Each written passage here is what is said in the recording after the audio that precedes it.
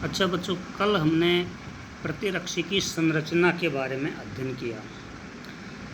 आज हम जो प्रतिरक्षी जो हैं इनके प्रकार के बारे में अध्ययन करेंगे। तो प्रतिरक्षी के इनकी प्रकार यदि अपन देखते हैं तो भारी श्रृंखला के आधार पर, कल मैंने बताया था संरचना के अंदर कि 2 हल्की संरचना होती हैं, 2 भारी होती हैं। तो भारी श्रृंखला के आधार पर प्रतिरक्षी 5 प्रकार के होते हैं।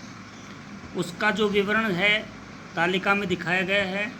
प्रतिरक्षी का प्रकार कौन सा है, उपस्थित भारी पॉलीपेप्टाइड श्रृंखला कौन सी होती है, और उसका यूनानी भाषा के अक्षर से इनकी किस प्रकार से दर्शाया जाता है, कौन से अक्षर से दर्शाया जाता है। उसमें सबसे पहले अपन देखते हैं कि प्रतिरक्षी जो है IgG होता है, और ये उपस्थित भारी पॉलीपेप्टाइड श्रृंखला कौन सी है, इसमें गामा, और इसको अपन इनकी इस प्रतीक के द्वारा गामा से इनकी प्रदर्शित करते हैं। इसी प्रकार से दूसरा है IgM। IgM जो है ये माइक्रो से दर्शाते हैं, और म्यू जो है इसके द्वारा यूनानी भाषा में इसको दिखाया जाता है। ऐसे IgA है, इसको अल्फ़ा भारी पॉलीपेप्टाइड श्रृंखला पर है, और इसे अल्फ़ा के द्वारा इस तरह से इनकी दर्शाया जाता है। IgE जो है प्रतिरक्षी, इसको एप्सिलॉन भी कहते हैं। एप्सिलॉन भारी पॉलीपेप्टाइड श्रृंखला है, और इस एप्सिलॉन को यूनानी भाषा के अंदर इसके द्वारा दर्शाया जाता है। इसी प्रकार से IgD, इसको अपन डेल्टा कहते हैं। IgD को डेल्टा कहा जाता है। डेल्टा इनकी उपस्थित भारी पॉलीपेप्टाइड श्रृंखला डेल्टा होती है, और इसको अपन इस तरह से प्रतीक के द्वारा डेल्टा के द्वारा दर्शाया जाता है यूनानी भाषा के अंदर। तो ये तो इनके प्रकार हो गए, प्रतिरक्षी के 5 प्रकार हो गए। अब इन 5 प्रकारों के बारे में सामान्य जानकारी और देखते हैं कि इनकी क्या विशेषता पाई जाती है। इसमें IgG जो है एक द्विविलक संरचना होती है। IgG एक द्विविलक संरचना है। द्विविलक का मतलब इनकी पहले मैंने बताया था कि 2 संरचना हल्की और भारी मिलकर एक इनकी द्विविलक का निर्माण करती हैं, HL का निर्माण करती हैं। तो IgG एक द्विविलक संरचना है, और IgM जो है वो पंचलक संरचना होती है। ये 2 इनकी ऐसे हैं जो द्विविलक और पंचलक के रूप में पाए जाते हैं। बाकी सारे के सारे और जो इनकी बच गए 3 प्रतिरक्षी जो हैं वो एकलक संरचना के अंदर उपस्थित होते हैं।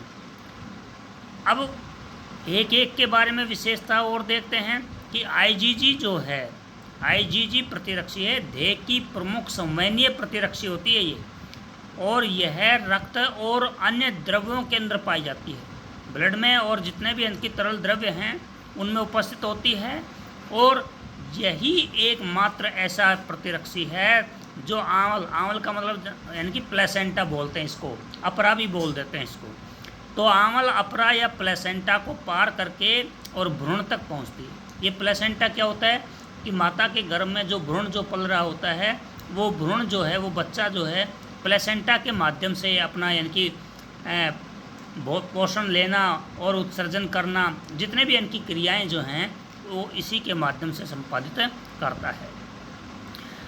तो ये जो प्लेसेंटा को पार करके और भ्रूण तक पहुंच जाती है, कौन सी, IgG। सीरम में IgG प्रतिरक्षी की सांद्रता सर्वाधिक पाई जाती है, सर्वाधिक होती है इसकी मात्रा। IgM जो है, IgM प्रतिजन की अनुक्रिया से उपस्थित प्रथम प्रकार के प्रतिरक्षी होते हैं। सबसे पहले इनकी IgM का निर्माण होता है। अब आता है IgG का उत्पादन, जो अभी आपने पढ़ा कि पहले IgM का और IgG का उत्पादन IgM के उत्पादन के पश्चात में होता है। एक होता है IgA माँ के दूध में पाए जाने वाला प्रतिरक्षी है। ये अकेला ऐसा प्रतिरक्षी है जो नवजात शिशु की प्रतिरक्षा के लिए बहुत महत्वपूर्ण होता है।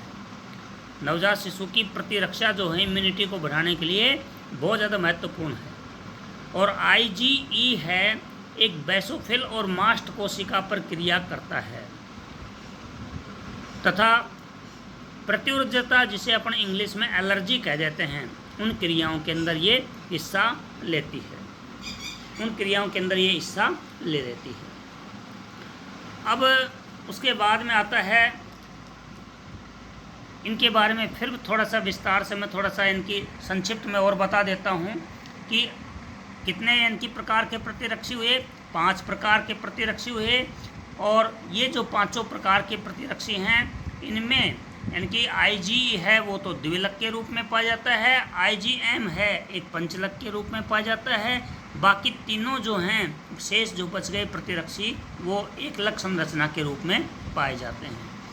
अभी मैंने बताया IG है, IgG जो होता है वो इनकी रक्त के अंदर और अन्य जितने भी जो द्रव्य पदार्थ हैं उनमें पाया जाता है, और ये जो प्लेसेंटा जो है ये प्रतिरक्षी है जो प्लेसेंटा को पार करके और भ्रूण तक यानी कि पहुँच सकता है।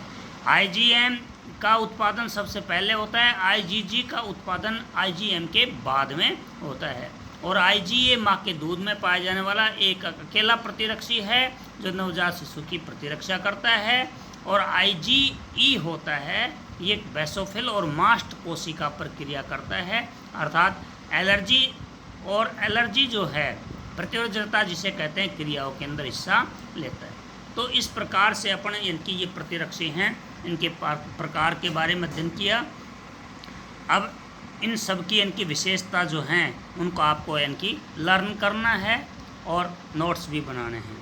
बाकी रक्त और रक्त समूह जो है ब्लड एंड ब्लड ग्रुप, इसके बारे में इस टॉपिक को कल विस्तार से पढ़ेंगे।